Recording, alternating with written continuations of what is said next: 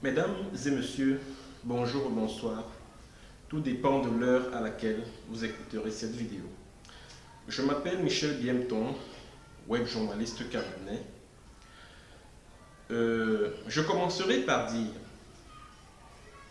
à mes compatriotes camerounais qui m'écoutent, vraiment j'ai pitié de vous, chers compatriotes, j'ai pitié de vous. Si vous saviez à quel point ceux-là qui disent vous gouverner au Cameroun se jouent de vous, si vous vous rendiez compte des coups que tous ces voyous qui sont à la tête du Cameroun vous portent dans le derrière, si vous vous rendiez compte de ce que ceux-là même qui vous disent oui, le Cameroun, ceci, l'amour pour la patrie, oh la République, oh ceci, ils vous vantent, ils vous parlent des valeurs de la République à longueur de journée. Mais ils se comportent comme des gangsters. Et si vous, Camerounais, vous étiez un peuple éveillé, vous serez levé comme un seul homme pour chasser tous ces délinquants qui sont à la tête du Cameroun. Parce que ça ne vaut pas la peine que des personnes qui disent bénéficier de la légitimité populaire se comportent exactement comme ils sont en train de se comporter. Mais franchement, chers compatriotes,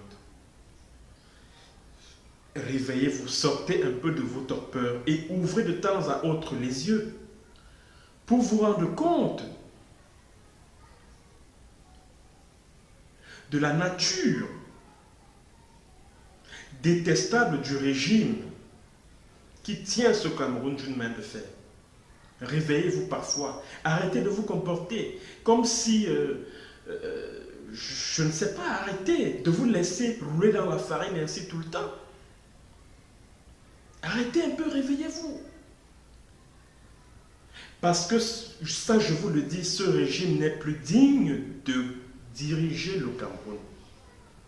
Ce régime n'est plus digne d'être considéré comme légitime et même comme légal. Parce que des personnes qui bénéficient des attributs de la République ne se comporteraient pas de la sorte. Je vais aller droit au but. En début de cette année, vous avez appris à travers la presse nationale et internationale que oui, certains activistes anglophones qui sont aux États-Unis sont recherchés par le FBI.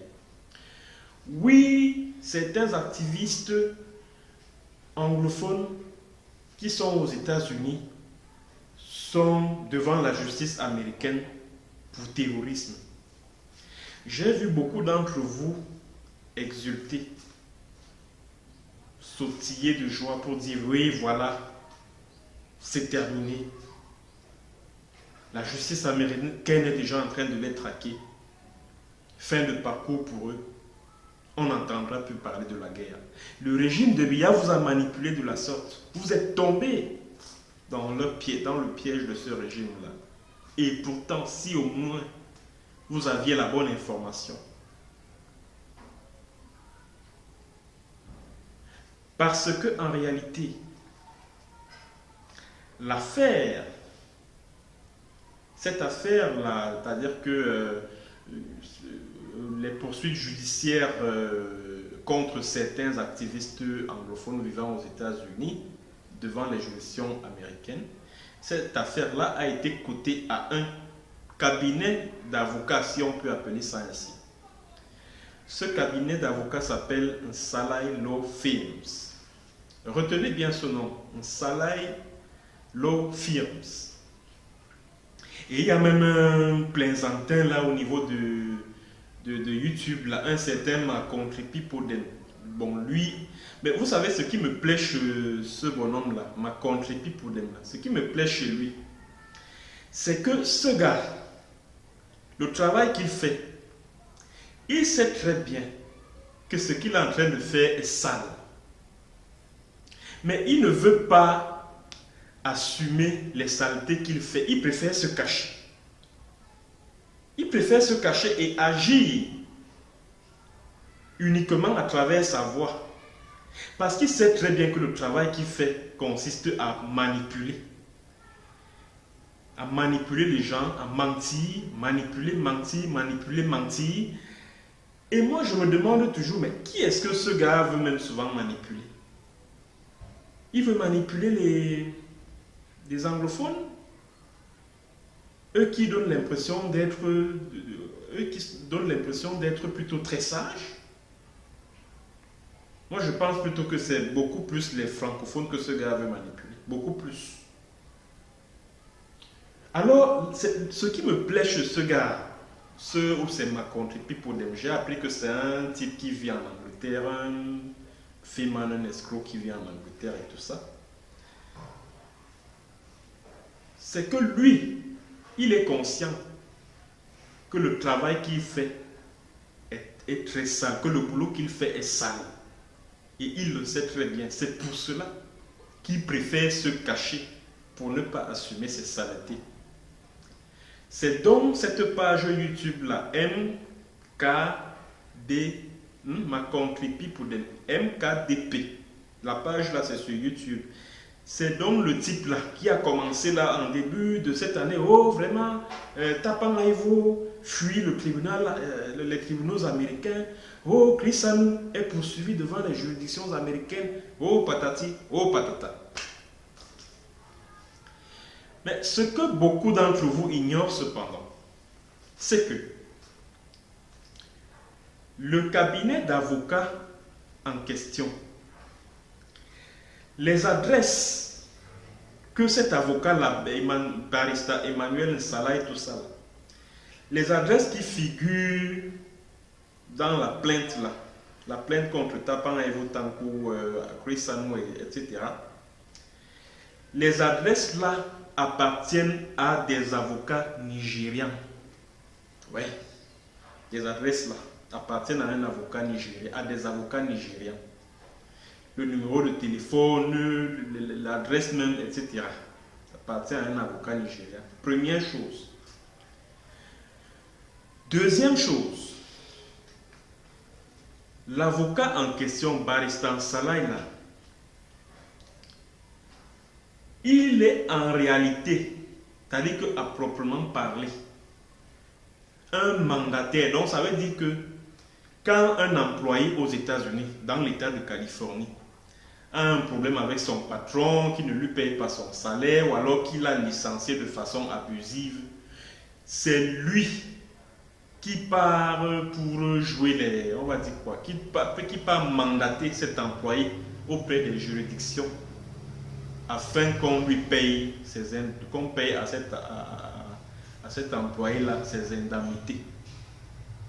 Donc c'est ça sa spécialité. Il n'a aucune spécialité en matière de crimes de guerre, crimes contre l'humanité, etc., etc. Donc il n'a aucune compétence en matière pénale. Aucune. Aucune. Et le drame, c'est que le régime Biya, qui a recruté ce débrouillard-là, cet avocat débrouillard-là, n'est même pas fichu de dire aux gens quel est son revenu annuel, le revenu annuel de l'Ansala Law Firms, là, International Law Firms. International. Quel est le revenu annuel de l'Ansala Law Firms? Combien d'employés il a dans son cabinet d'avocat? Quel est son capital? Quel est son revenu mensuel en tant que lui, avocat?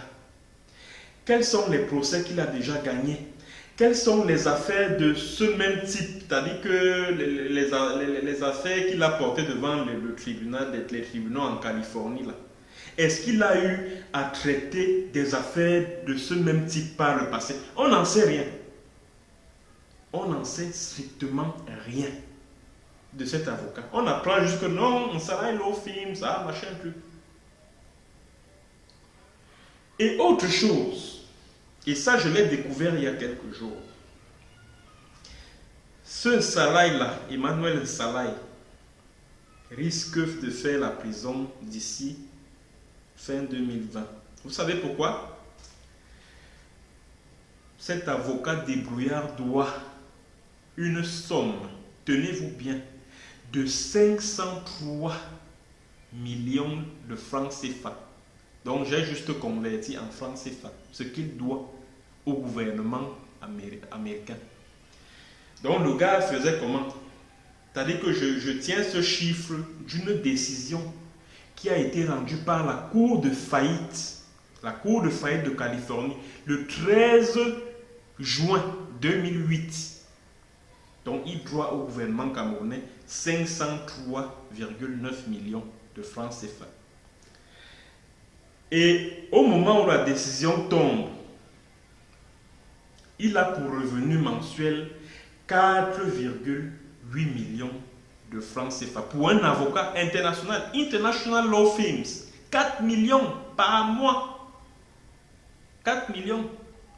Soit 33,514 millions par an. Alors que le revenu annuel d'un avocat dans l'État de Californie, c'est-à-dire qu'un avocat digne de ce nom, c'est 77,60 millions de francs CFA. Lui, il est à 33 millions. Un avocat international, ça veut simplement dire qu'en un mot comme en mille, c'est un débrouillard, c'est un imposteur. Et pourquoi le régime Biya a jeté son dévolu sur cet avocat?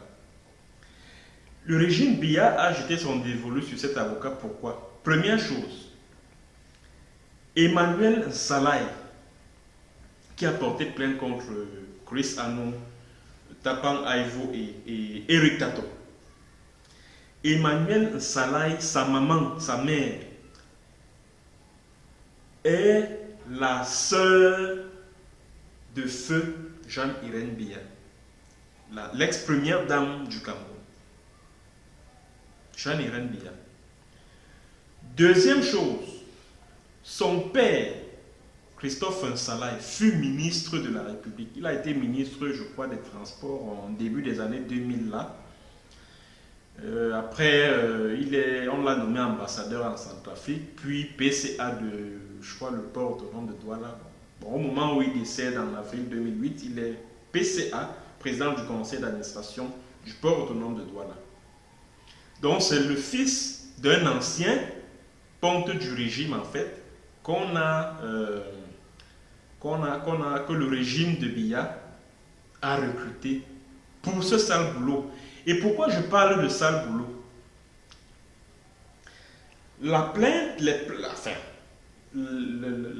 la plainte, ou alors les plaintes que cet avocat débrouillard a déposées devant les juridictions américaines est elle-même problématique. D'abord, les chefs d'accusation. Ils parlent de financement de terrorisme à l'international, de kidnapping, de demande de rançon, etc., d'assassinat, etc., etc., etc. Nous sommes aux États-Unis. Ils parlent de terrorisme. Et pourtant, pour qu'on puisse parler de terrorisme aux États-Unis, il faut que l'organisation qui est poursuivie soit considérée aux États-Unis, parce que le FBI a un fichier d'organisation considéré comme terroriste par les États-Unis. Or, les mouvements indépendantistes anglophones qui sévissent dans le Cameroun anglophone n'en font pas partie. Mais lui, dans la plainte, il dit que non, oh, terrorisme, financement de terrorisme, patati patata, patati patata. Ça, c'est le premier problème de la plainte que ce Salai a déposé devant les juridictions américaines. Le deuxième problème de cette plainte-là, c'est les plaignants. On ne les connaît pas. Il dit des plaignants non identifiés. Après, tu vois John Doe et Jane Doe. Qui est John Doe? Qui est Jane Doe? On ne sait pas. On n'a jamais vu leur visage. Ils n'ont jamais témoigné nulle part. Qui sont-ils? Quels sont leurs liens avec des victimes? Quels sont les liens que les plaignants ont avec les victimes? Et il s'agit de qui? On n'en sait strictement rien. Il vient là, il dépose la paix, il envoie à ma contribution pour mon ami qui s'agite là sur YouTube, sur Facebook, partout là. Il s'agite là. Ma contribution pour faire des trucs là sur YouTube. Les Sardinats aussi prennent à les groupes, ils s'extasient. Alors qu'il est en train de les manipuler. Et vous savez quelle a été la conséquence de ces plaintes-là? Toutes ces plaintes ont été rejetées. Toutes. Les 3 plaintes contre Chris Anou, ça a été rejeté le 29. Le 29 juillet qui vient de passer là. On a rejeté. Et comme le tribunal a rejeté la plainte contre Chris Anou, frustré donc, le régime de Biya a organisé le kidnapping de sa soeur et de sa mère à Yaoundé. Ils sont entrés là-bas, on a envoyé des policiers là-bas pour enlever la dame, sans convocation, sans mandat, comme d'habitude, un régime voyou, le régime de Biya. C'est comme ça, c'est ça ce régime. Et moi je suis surpris que les Camerounais vivent ce genre de choses, ils sachent toutes ces choses-là, mais ils sont là comme si de rien n'était. Ils sont entrés dans le domicile de la petite sœur de Chris Anou. Sa maman y était également, 80 ans, diabétique et tout. Ils sont entrés et ils ont trouvé une somme d'argent là. Ils sont partis avec la somme d'argent. Ils racontent partout que non, c'est l'argent que c'est l'argent des rançons que son fils, à travers les groupes armés qui sont en zone anglophone, que Chris Anou, à travers les bandes armées qui sont en zone anglophone, a pu lever pour remettre à sa mère. Ils envoient ces informations-là à leurs agents qui sont sur les réseaux sociaux. Non, que l'argent que les policiers ont trouvé chez Chris Anou, c'est l'argent des rançons. C'est-à-dire, on n'a même pas encore commencé à faire une enquête préliminaire. On tire déjà des conclusions que c'est l'argent des rançons. Donc, comme la cour, je crois la haute cour de la Californie du Nord a donc rejeté et classé l'affaire sans suite, le régime a donc été frustré et le 2 août, il a commandité l'enlèvement, le kidnapping de la mère et de la sœur de Chris Anou à Yaoundé. Celui contre Eric Tato, je crois que c'était lundi, il y a quelques jours, là, que la cour a également rejeté. Et pour Tapan Aivo, c'était il y a quelques jours, nous sommes le 40e aujourd'hui, je crois le 8, c'était avant-hier, le 6 août, que la cour a dit, allez, case dismiss. Mais sauf que dans la décision concernant Tapan Aivo, il y a juste un léger bémol parce que le juge dit que non, sur les 2 plaintes de John et Jane Doe, il doit répondre sous 14 jours. Mais on peut s'attendre à ce que ce soit rejeté puisque il suffit seulement que l'accusé dise que voilà, qu'il clarifie un peu les choses pour que, allez, même là-bas aussi on va rejeter, puisqu'il n'y a rien de John Doe et Jane Doe. Qui sont-ils? On n'en sait strictement rien. On n'en sait strictement rien. Et même ce Salai-là, il est menacé de mort depuis quelques jours. Comme maintenant le régime de Biya, qui l'a recruté, s'est rendu compte qu'il a échoué, ce même régime veut le liquider physiquement.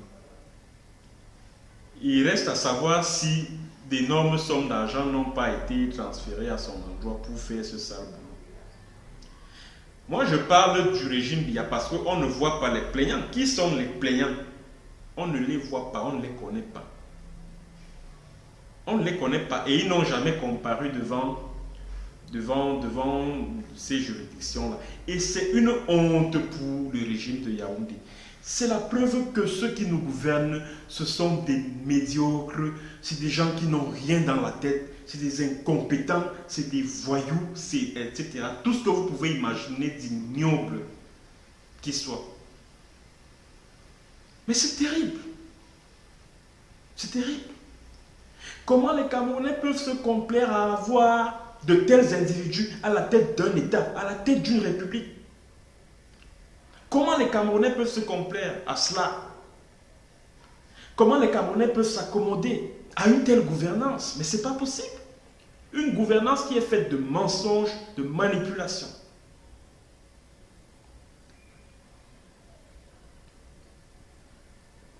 Et je vais vous dire quelles sont les relations entre Msalaï, le fils, et le régime. En réalité, le père de cet avocat débrouillard, ce Golden Boy, là, dont j'apprends qu'il fréquente beaucoup les boîtes de nuit aux États-Unis et tout ça, c'est un jeune homme qui aime bien vivre, comme on dit. Atanganji avait de très bons rapports avec son père, feu son père, Christophe Msalaï. Comme je vous l'ai dit dans une vidéo précédemment, Atanganji a travaillé avec feu Foshive. Il était un agent de renseignement Atanganji. Et il a hérité des méthodes de Foshive. Ouais. Je m'explique. Dans la relation entre Atanganji et le père Msalaï, nous sommes en 97. Le SDF a le vent en poupe dans le nord-ouest. Et maintenant, le plan du régime, c'était d'anéantir le SDF dans le nord-ouest. Qu'est-ce qu'il faut faire? Atanganji, qui était alors le directeur général de la Osehaya Cooperation Bank, donc il a une banque de mafia qu'il gère à Yaoundé là. Atanganji est entré en contact avec Msalaï. Et avec Christophe Msalaï, ils ont établi un plan. Et le plan, c'était quoi? Que Christophe Msalaï va se présenter comme étant le candidat d'une branche dissidente du RDPC dans le nord-ouest pour les législatives et les municipales. Non, attends. Il va faire comme s'il n'est plus dans le RDPC. Maintenant, il se porte candidat pour les législatives et les municipales. Ça, c'est le premier point. Deuxième point, Atanganji et son père s'entendent sur le fait que la fille de Msalaï soit kidnappée, de manière à ce qu'on accuse le SDF d'être à l'origine de ce kidnapping parce que son père s'est porté candidat de l'opposition dans le nord-ouest. Donc on allait porter le blâme sur le SDF et c'est comme ça que le pouvoir, suite à ce kidnapping de la fille de Msalaï, allait décréter un état d'exception et patati, et c'est comme ça que le SDF allait être et c'est comme ça que le pouvoir allait faire disparaître le SDF et s'imposer dans le nord-ouest. Et c'était un plan de fauchever. Nous sommes en 97 là, début 80. Et c'était même d'ailleurs une période électorale. Il devait avoir législative en, je crois, mars. Législative en mars et municipale et présidentielle en octobre.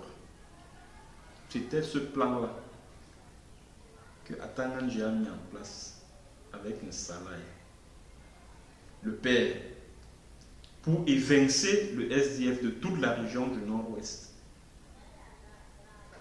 Qu'est-ce qui nous fait croire que ce que Atanganji a fait avec le père n'est pas ce qu'il est en train de faire avec le fils? That is the question. Donc, j'espère que les Camerounais se rendent donc compte de ce que, dans cette affaire de poursuite judiciaire contre les activistes anglophones, ambazoniens, entre guillemets, aux États-Unis, ils ont été roulés dans la farine.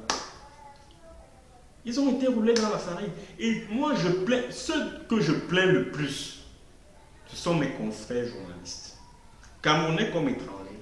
Parce que j'ai vu des publications, c'était en début d'année, fin 2018, début 2019. Ah, Tapanga, vous recherchez par le FBI. Quelqu'un est aux États-Unis, il est recherché par le FBI comment? Oh, Tapanga, il va devant la justice américaine. Oh, Tapanga, je sais pas, il a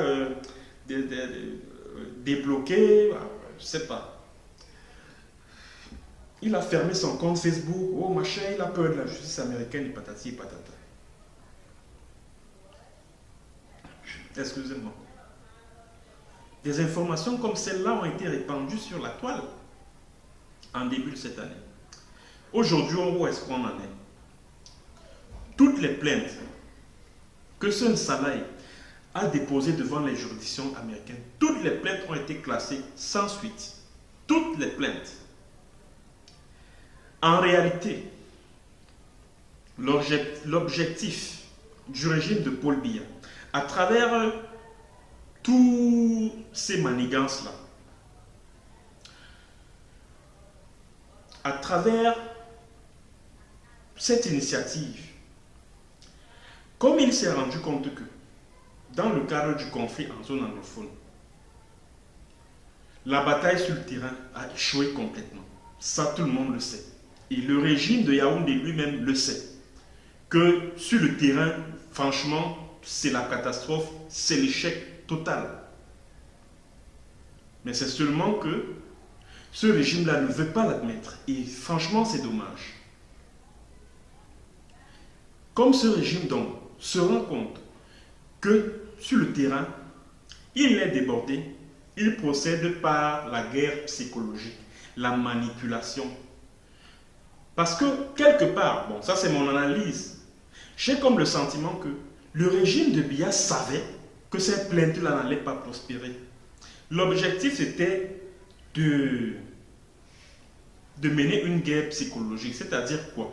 De décourager les anglophones, le peuple anglophone, qui à 98% soutient cette lutte pour son indépendance, pour son autodétermination. Alors ce peuple anglophone allait se décourager à l'idée de se rendre compte que la justice américaine est déjà en train de traquer leur leader qui se trouve aux États-Unis. C'était ça l'objectif. C'était ça l'objectif. Et je vous avais parlé dans une série de vidéos que j'ai réalisées il y a quelques semaines, que j'ai intitulé « Voici comment Yaoundé a perdu la guerre ». Cela fait également partie de la stratégie que le pouvoir de Yaoundé a mise en place pour prendre le dessus sur le peuple anglophone. Cette histoire de plainte de Nsalaï et autres, parce que je ne vois vraiment pas comment un avocat digne de ce nom aux États-Unis pouvait se saisir d'une affaire comme celle-là. Il n'y avait que les Nsalaï comme ça là. Du fait des relations que son père a eues avec le régime, il est à Tanganji et autres pour faire un aussi sale boulot. Parce qu'aucun avocat américain digne de ce nom, quel que soit le barreau, ne pouvait se saisir d'une affaire comme celle-là. Terrorisme international, oh ceci, cela, machin, chouette. Aucun. Parce que ce type a joué le jeu, ce Salah Emmanuel, alors on peut conclure tout de suite que ce n'est ni plus ni moins qu'un imposteur. Aussi simple que ça. Et je vous l'ai amplement démontré. Voilà, c'est le message que j'avais à votre endroit ce jour. Merci d'écouter cette vidéo, merci de la partager, de la surpartager même. On se retrouve à une autre séance pour un autre sujet. Allez, bonjour, bonsoir.